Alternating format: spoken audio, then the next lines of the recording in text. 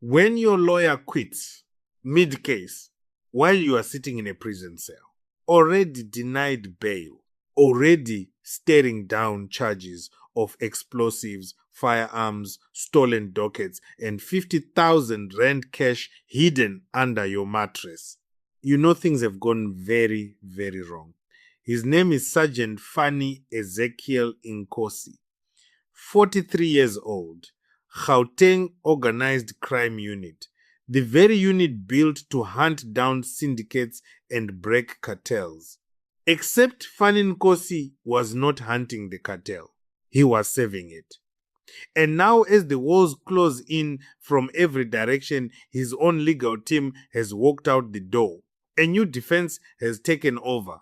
The state is merging his court cases, and the next date on his calendar is July 22nd, a date he will spend in custody, because the court already decided he is too dangerous, too connected, and too much of a flight risk to be free.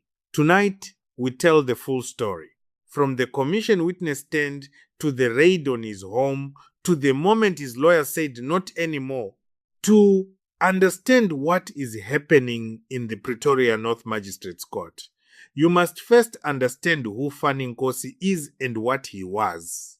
He was not a general, not a commissioner, not a public face of anything. He was, on paper, a sergeant in the Gauteng Organized Crime Unit, a man paid by the South African taxpayer to fight crime from the inside. But the picture painted at the Madlanga Commission of Inquiry, where Nkosi spent 8 grueling days on the witness stand, tells a dramatically different story. Nkosi, the commission head, knew everyone, and everyone knew Nkosi. He described the late Jotham Zanem Vula Msibi, known as Mswazi, identified by SAP's leadership as the alleged ultimate boss of the Big Five criminal cartel, as a father figure, a man who raised him, who put him through school. He saved Msibi's number in his phone under father, the Zulu word for father, until the old man told him to save it as Mzwazi taxi boss instead. He called alleged Big Five cartel figure Vusimuzi, Kat Matlala, a man facing charges of attempted murder, conspiracy to commit murder, and money laundering, a brother. He was in regular communication with Joe Ferrari Sibanyoni, a rival taxi boss who Matlala allegedly tried to have killed. And he was, the commission alleged, the human gopher between all of them and suspended Deputy National Police Commissioner General Shadrack Sibia, ferrying messages, brokering meetings, and passing on sensitive, classified police intelligence to people who had no lawful right to receive it. The Daily Maverick called him precisely what he was, an information and kickback peddler, the weak link in the Big Five chain, the small fish who swam between the sharks. Between the 18th and the 28th of March, 2026, Fannie Nkosi sat in the hot seat at the Brigitte Mabandla Justice College in Pretoria, facing 8 days of evidence that shredded his credibility piece by piece. Evidence leader, Advocate Matthew Chaskalson SC, had done his homework, and what he brought into that commission room was devastating. WhatsApp messages extracted from Nkosi's own devices showed him sharing confidential police intelligence with suspected criminals, sharing the name of an investigating officer in a murder case, sharing operational details with people outside the police service. And on the night before, a special task force raided Matlala's home, texting Matlala's rival, Sibanyoni, the message, "Today is Laduma. Today is Go." A preemptive celebration, a tip-off wrapped in 3 words and fist emojis. There was more. Nkosi admitted facilitating meetings between Matlala and Sibia. He accused Sibia of accepting 20 impalas live game delivered to the deputy commissioner's farm by Matlala, with Nkosi acting as the go-between. Sibia denied it, but the messages were there. The contacts were there. The proof was there. The commission also heard that Matlala allegedly called Nkosi urgently, saying he needed his Luxor card because he was going to meet Deputy President Paul Mashatile and Sibia. Nkosi had included this in his handwritten statement to police when his home was raided in October 2025. But when he typed up his formal statement for the commission, that detail about the deputy president was gone. Omitted, quietly removed. Advocate Chaskawson put it to him. The commission noticed, and Justice Madlanga, a former constitutional court judge who has presided over the most complex matters in South African law, looked at this man and said what the evidence was screaming, "You are lying. The problem is that you are lying to us." Nkosi denied it. But 8 days of testimony had already told its own story. On the 2nd of April 2026, 5 days after finishing his testimony at the commission, the Madlanga Commission Special Investigation Task Team came knocking at Nkosi's home in Dorandia, Pretoria North. They came with a search warrant. They left with evidence that reads like a scene from a crime thriller.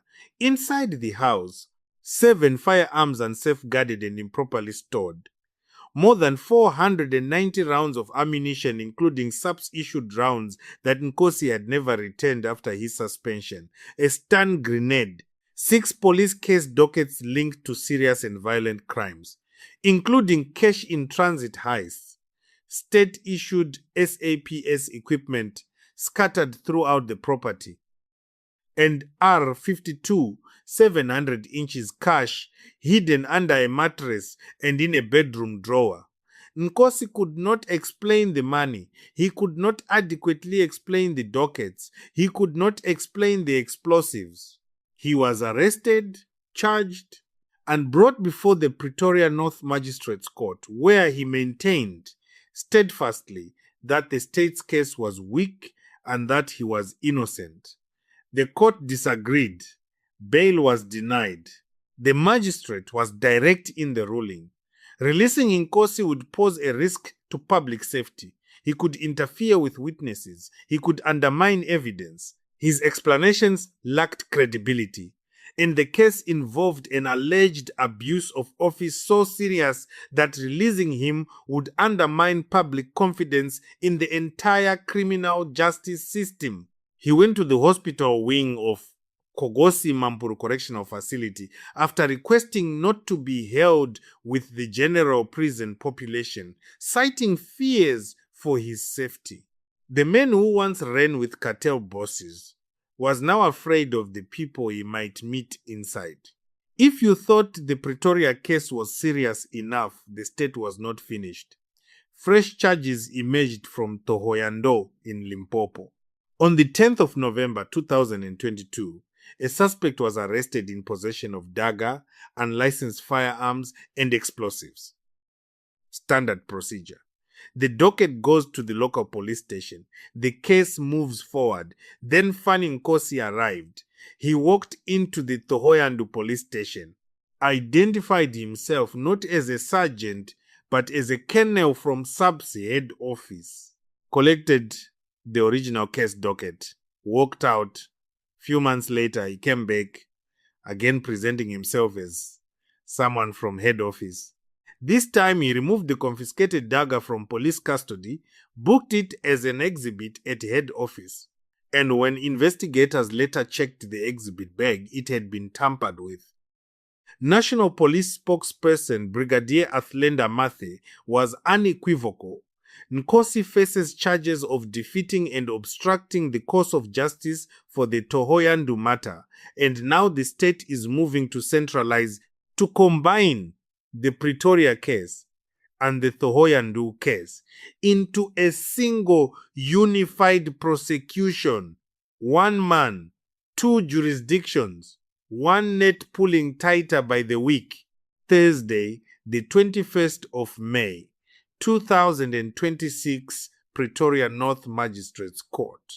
This was supposed to be the day Fannie Nkosi's legal team pursued a bail appeal. They'd already told him, after bail was denied in April, that another court could potentially have reached a different conclusion. They recommended he appeal. Nkosi did not instruct them to proceed.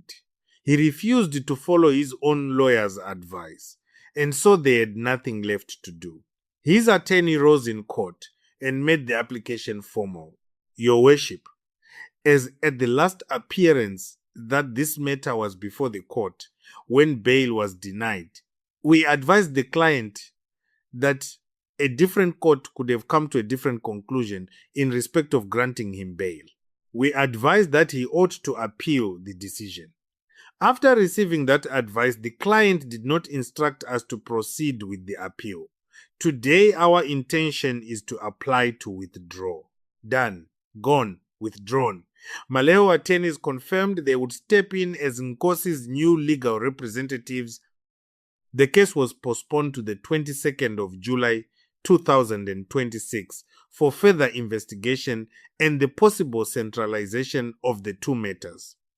Fannie Nkosi walked back to his cell, behind bars. New lawyer, deeper in. Here is what we know about Sergeant Fannie Ezekiel Nkosi as of today. He is 43 years old and sitting in the hospital wing of a maximum security prison.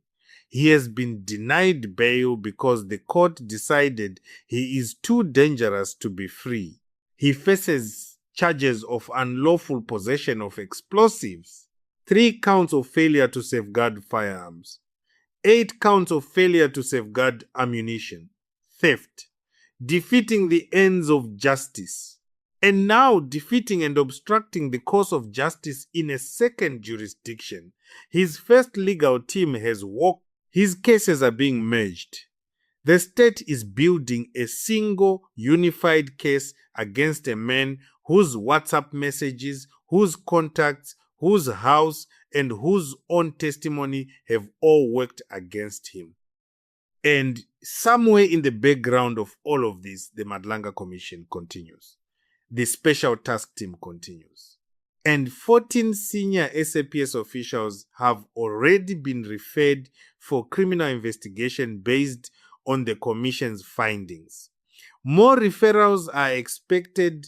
Fannie Nkosi was once the quiet middleman, the small fish who swam between the sharks, running messages, brokering meetings, carrying intelligence from the police into the hands of the people the police were supposed to be chasing. He was not the boss. He was the bridge.